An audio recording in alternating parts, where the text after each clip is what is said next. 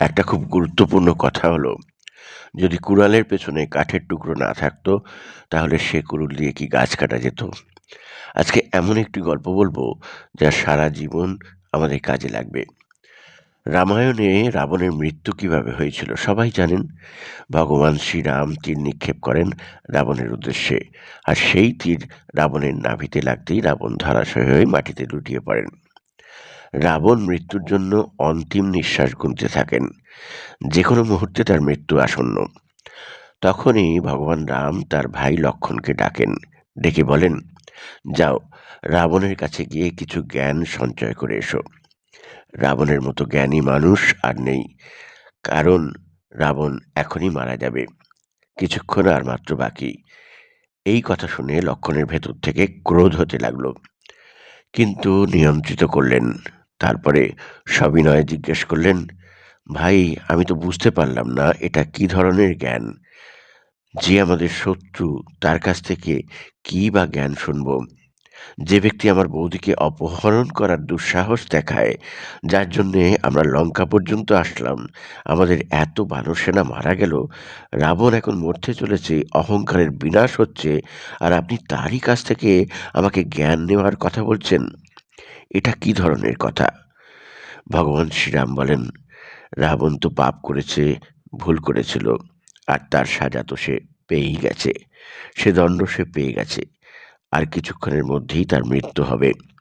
আর এখন তুমি যাও, তার কাছ থেকে জ্ঞান গ্রহণ করো, জীবনে তোমার কাজে আসবে। লক্ষণ মন থেকে মেনে নিতে পারছিল না, কিন্তু দাদার আদেশ ফেলতেও পারছিল না। তাই অগত্যা ভাইয়ের আদেশে রাবণের কাছে যেতে বাধ্য হলো। রাবণের মাথার কাছে গিয়ে দাঁড়িয়ে পড়ে রাবণকে বলে, রাবণ, দাদা আমাকে পাঠিয়েছে, বলেছে তোমার কাছ থেকে কিছু শিখে আসতে, তাই জন্যে দাদার আদেশে তোমার কাছে এলাম। বলো, জ্ঞানের কি কি পাঠ পড়ার আছে তোমার কাছ থেকে? এই কথা শুনে রাবণ মুখ ফিরিয়ে নেন।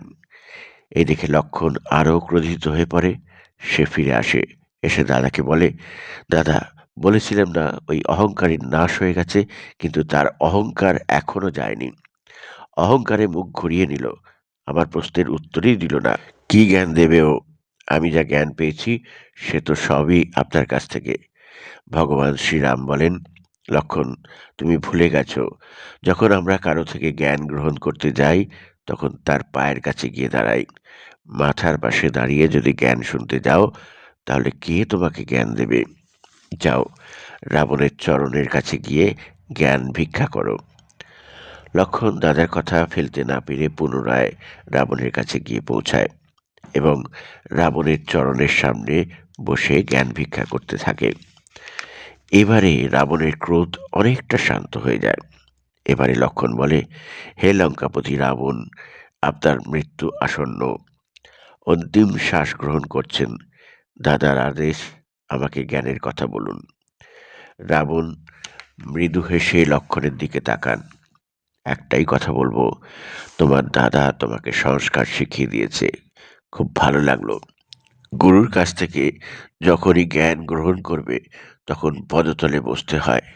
এখন আমি তোমাকে জ্ঞানের যে কথাটি বলতে যাব, যা সারা জীবন মনে রাখবে। জানো তোমাদের জিত কেন হলো আর আমার হার কেন হলো? কেন সব জায়গায় শ্রীরামের জয় জয়কার হচ্ছে? কেননা তুমি শেষ পর্যন্ত শ্রীরামের পাশে ছিলে। এমনকি শ্রীরাম যখন বলেন রাবণের থেকে জ্ঞান গ্রহণ করো, তুমি মন থেকে আসতে চাইছিলে না, কিন্তু তোমার সংস্কার আমার কাছে তোমাকে নিয়ে এসেছে। তোমাকে তো আদেশ পালন করতেই হতো। তুমি তোমার দাদার সাথে প্রত্যেক সময় প্রত্যেকটা মুহূর্তে ছিলে। আর তুমি জানো আমার প্রাণ কেন যাচ্ছে, আমার মৃত্যু কেন হচ্ছে? কেননা আমার ভাই বিভীষণ তোমাদের সাথে মিশে গিয়ে বলে দিয়েছিল, তীর কোথাও নয়, শুধু নাভিতে মারতে হবে, তবেই আমার মৃত্যু হবে। কেননা মৃত্যু ওখানেই হবে, আর তাই আমি নিজের লোকের জন্যই মরতে চলেছি। আমার খুব কাছের মানুষই আমার সাথ ছেড়ে দেয়, আর আমার মৃত্যু হচ্ছে, নইলে আমাকে মারে কার সাধ্য? জীবনে লক্ষণ মনে রাখবে, কখনো নিজের মানুষের, নিজের পরিবারের সাথ ছেড়ো না। যত কিছুই হোক না কেন, ব্যাস জীবনে এটাই সবথেকে বড় জ্ঞান। সুখে দুঃখে আনন্দে বেদনায় কখনো নিজের মানুষকে ভুলে যেও না।